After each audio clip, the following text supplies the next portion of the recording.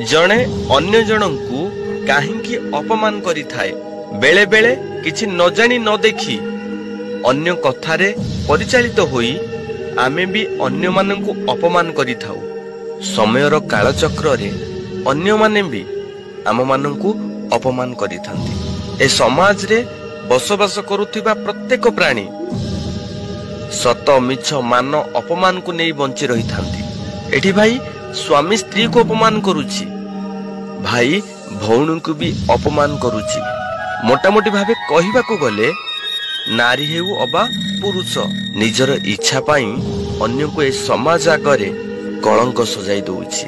जन को अपमान करिबा आगरु निजर भूल को बुझी जदि निजर गर्व अहंकार को निज आयत को आनी पारिले तेबे अपमान परिवर्ते समाधान करिबा पाई चेष्टा करिवे एवं ए समाज भी तुमको प्रशंसा करिवो। अपमान एमिति एक शब्द प्रत्येक दिन प्रति मुहूर्त रे आपणक भूल को क्षण क्षण करे स्मरण कराई देई थाए। जने सुस्थ सबल मनुष्य को सज्जारे सारा जीवन जीवित बंचई बंचई मारु थाए। जेपरी एक ज्वलंत उदाहरण आमे जानिछे भागवत रे पढ़िछे। दुर्योधन महान ज्ञानी थिला किंतु निजर अहंकार पाई अल्प बयस रे जीवन देबाकू पड़िथिला।